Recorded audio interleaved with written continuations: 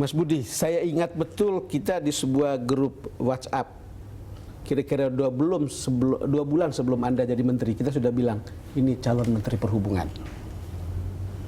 Kadang-kadang yang begini kan kita tidak pernah bisa duga, tapi ada orang yang bisa melihat, cocok nih. Apa pernah berpikir pernah menjadi menteri? Akan jadi menteri? Tidak terpikir oleh saya, karena jabatan Presdir AP2 udah cukup prestis untuk saya, suatu membanggakan untuk saya dan keluarga gitu. Jadi apa yang diberikan kepada saya ini beyond lah, di atas ekspektasi saya gitu, dalam berkarya gitu. Dan dalam kedudukan ini ya tentunya saya berterima kasih kepada Pak Jokowi dan Pak JK yang memberikan amanah ini kepada saya.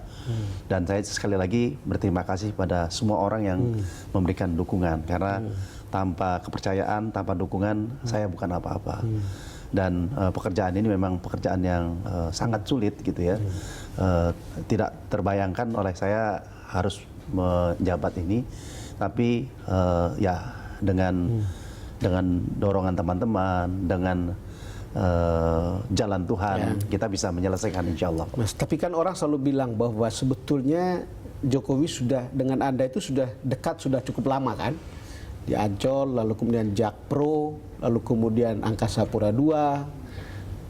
Dan Anda ini orang yang tenang sekali melakukan pekerjaan, tiba-tiba Jakpro bagus, tiba-tiba sekarang kita lihat Terminal 3 sudah jadi dan seterusnya.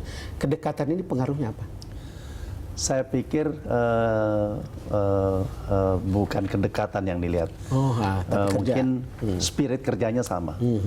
Pak Jokowi itu ingin semua itu harus dikerjakan dengan tekun, harus segera jadi dan memberikan warna bagi masyarakat. Tekun, segera jadi, dan ada warnanya. Ada warnanya itu. Jadi kalau kita membangun sesuatu, ada suatu warna. Saya memberi contoh pada saat kami ditugasi untuk membangun taman. Ya. Taman dari tempat kumuh menjadi taman gitu. Nah, pada saat itu memang ada warna yang diberikan oleh Pak Presiden kepada taman itu, dan alhamdulillah saya bisa menyelesaikan. Dan taman itu sangat dinikmati oleh masyarakat. Nah, warna-warna seperti itulah yang memang diinginkan. Apa yang kita kerjakan punya makna dan punya warna. Dan ini membuat suatu contoh-contoh kecil, langkah-langkah kecil yang kita lakukan dan bisa bermanfaat untuk masyarakat. Soalnya begini, kalau kita lihat ini kan gaya personal Anda yang tenang, low profile, kelihatan beda dengan Pak Jonan pada waktu itu yang lugas, kan gitu. Dan bahkan berani berbeda pendapat dengan Presiden, entah dalam kasus operasi Terminal 3 maupun soal izin kereta cepat. Ini ada dua perbedaan. Tapi Anda tadi bilang bahwa ya Presiden itu kan melihat ingin termasuk kerja kan, jadi kerja lalu kemudian ada pengaruhnya, ada warnanya untuk publik. Kalau lihat seperti ini gimana, Mas? Iya dan tidak gitu ya. Jadi saya juga mengapresiasi apa yang dilakukan Pak Jonan dengan segala catatan, begitu bersemangat, begitu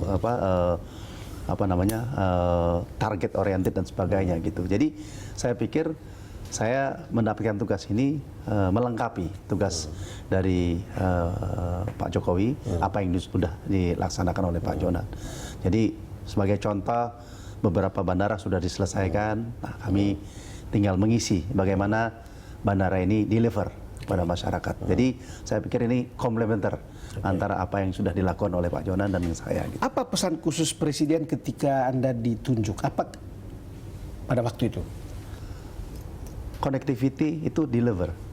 Connectivity terus deliver. Deliver gitu ya. Jadi satu fungsi daripada bandara, pelabuhan, jalan, tol segala macam memang dapat dipergunakan oleh masyarakat. Dan masyarakat mendapatkan suatu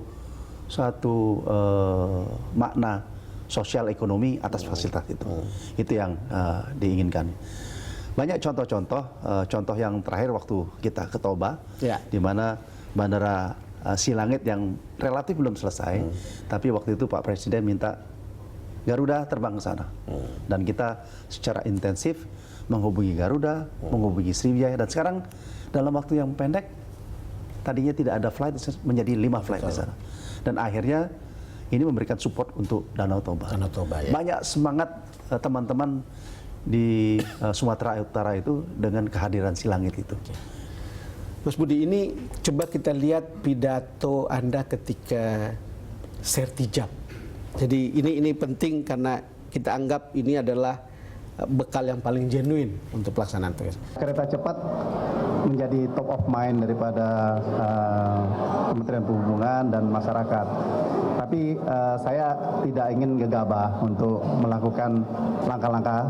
Tentunya saya harus mempelajari secara sesama apa yang ada di kereta cepat. Kalau tidak salah ini kan masih ada soal lahannya. Ya. Angkanya dibilang bahwa masih ada 40% lahan belum beres. Tetapi akan diambil pola seperti orang bangun tol kan. Betul. Nanti sambil jalan gitu. Betul. Lalu kemudian ada detail engineering design. Ya. Kira-kira begitu Mas. Ya. Jadi apa yang kita lakukan berbasis pada izin yang sudah dikeluarkan oleh Pak Jonan bersama Dirjen waktu itu, sesuai dengan pesan Pak Jonan juga, tolong lengkapi, ya, tolong lengkapi, dan kami meliti satu persatu. Sekarang berarti udah 1 bulan Ya, saya udah 1 menjabat. bulan, ya. Jadi 1 bulan ini kami memang intensif dengan para pihak dan memang menemukan beberapa hal yang mesti dilengkapi.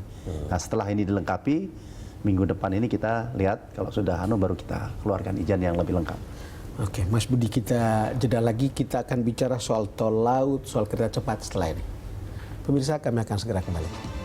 Ya, pada saat itu memang saya lihat betapa bagusnya dan betapa sulitnya